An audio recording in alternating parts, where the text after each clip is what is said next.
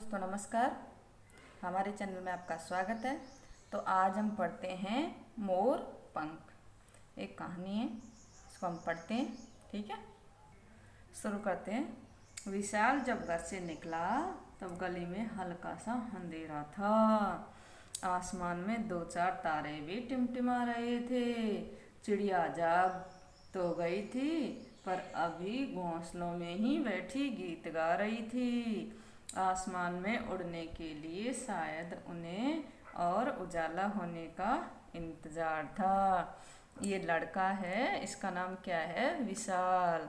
जो ये जब घर से निकला तो हल्का सा अंधेरा था, यानी कि जो दो चार तारे आसमान में दिखाई दे रहे थे और चिड़िया जाग तो गई थी लेकिन अपने घोंसलों में थी और गीत गा रही थी। आंगन में सूरज भैया ढीली हुई खटिया में धसे हुए से खर्राटे भर रहे थे और शेरू पंजों में मुंह छिपाए पड़ा था, इसलिए घर से निकलते समय किसी ने नहीं टोका। यानी कि जब ये निकला तो सूरज भैया ढीली खटिया में धसे हुए खर्राटे भर रहे थे। शेरू पंजों में मुंह छिपाए पड़ा था, इसलिए ये निकला तो किसी को पता नहीं चला, तो इसलिए किसी ने इसको नहीं टोका। वह जल्दी जल्दी खेतों की तरफ चल पड़ा।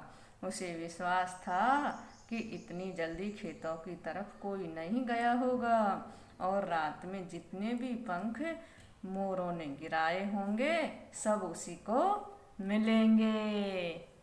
यानी कि जब बरसात के मौसम थोड़े ठंडे हो जाते हैं, कम पड़ जाते हैं, अक्टूबर का महीना आ जाता है, उस टाइम पे मोर है ना जो अपने पंख गिरा देते हैं। तो खेतों में इसलिए जा रहा था विशाल कि उसको मोर पंख मिले। मोर पंखों को ढूंढने और इकट्ठे करने का काम दशहरे से बहुत पहले ही शुरू हो जाता है, ताकि दीपावली पर गाय बैलों के लिए पटसन और मोर पंखों से मोरेली, डोल और बंधन बनाया जा सके। यानी कि जब सर्दी शुरू होती है उससे पहले दिवाली आती है, दशहरे से पहले ही जब मोर पंख होते हैं उनका मतलब इकट्ठा कर लेते हैं, फिर उनसे मोरेली बनाते हैं, ढोल बनाते हैं, बंधन बनाए जाते हैं। दीपावली पर पूजा के लिए गाय, बैल, भैंस तथा दूसरे जानवरों को अच्छी तरह नहलाया जाता है, मेहंदी लगाई जाती है, उनके सींगों और खुरों को तेल व रंग से चमकाया जाता है। फिर मोर पंखों से बनी सुंदर सुंदर चीज़ों से उन्हें सजाया जाता है।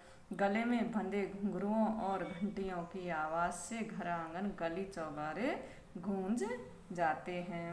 यानी कि दीपावली की तैयारी हुई है। मोर पंख इकट्ठे करके जो चीज़ें बनाते हैं तो वो उनसे कई सारी चीज़ें बनाते हैं। जैसे पशुओं को वो नहलाते हैं, उन पर ये देखो मेहंदी बना रहे हैं, ये सींगों को रंग रहे हैं, और ये जो ढोल सा है उसके ये मोर पंखों से ये मोरेली बना रहे हैं। विशाल की गाय कजरी ने जब गबरू को जन्म दिया था तभी विशाल ने तय कर लिया था कि अपने गबरू को सजाने के लिए वह खुद मोर पंख ढूंढने जाएगा, चाहे उस पर कोई कितना ही नाराज होता रहे।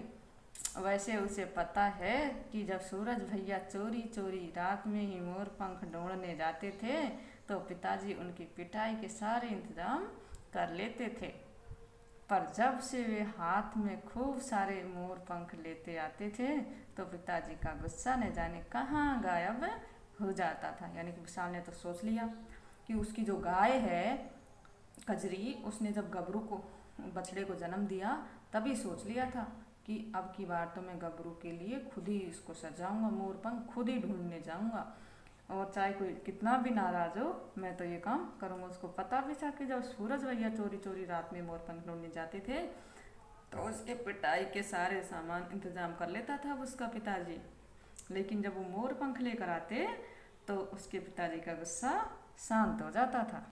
मोर पंख है ही ऐसी चीज़, माँ कहा करती है, तेज भागते घुड़सवार को भी अगर रास्ते में चंद्रक पड़ा दिखा दिया जाए तो वह भी घोड़ा रोककर उसे उठाने उतर पड़ेगा।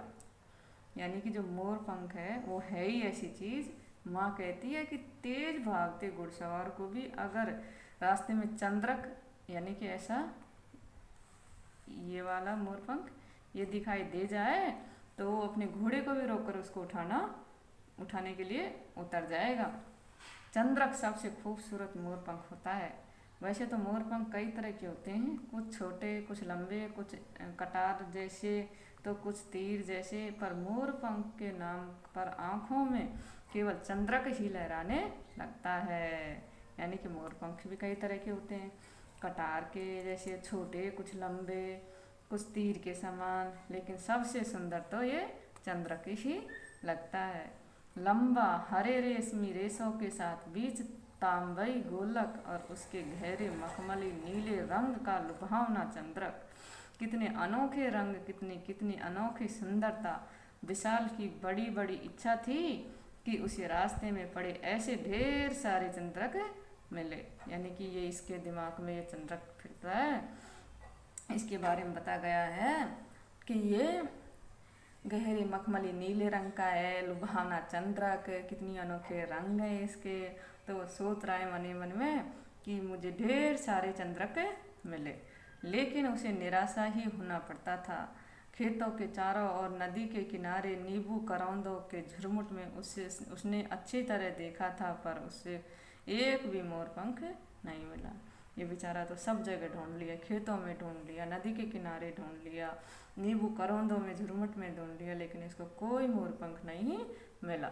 ये विशाल कैसे, देखो कैसे ये बेचारा उदास हो रहा है, इसको कोई मोर पंख नहीं मिला। चारों तरफ उजाला फैल गया था, चिड़िया आसमान में चहकने लगी थी। पूरब में बड़े लाल गुब्बारे जैसा सूरज पहाड़ के पीछे से ऊपर उठने लगा था। गन्ने के खेतों से मीठी गंध आ रही थी और कच्चे दुधिया दानों से भरी बाजरे की बालें हवा में झूल रही थी। लेकिन विशाल ये सब देखने के बाद भी उदास था। उसको तो टेंशन हो रही थी कि उसको कोई मोर पंख ही नहीं मिला। इतनी जल्दी भला कौन आ कर सारे पंख समेट ले गया। मैं सोच ही रहा था कि अमराई की तरफ से उसे दादाजी आते हुए दिखे। उनके हाथ में बहुत सारे मोर पंख थे। वह सोच ही रहा था कि इतनी जल्दी भला कौन आकर ये सारे मोर पंख समेट ले गया।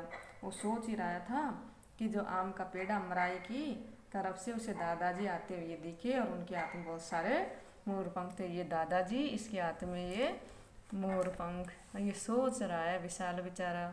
ये नदी बह रही है, ये बाजरे के पेड़ हैं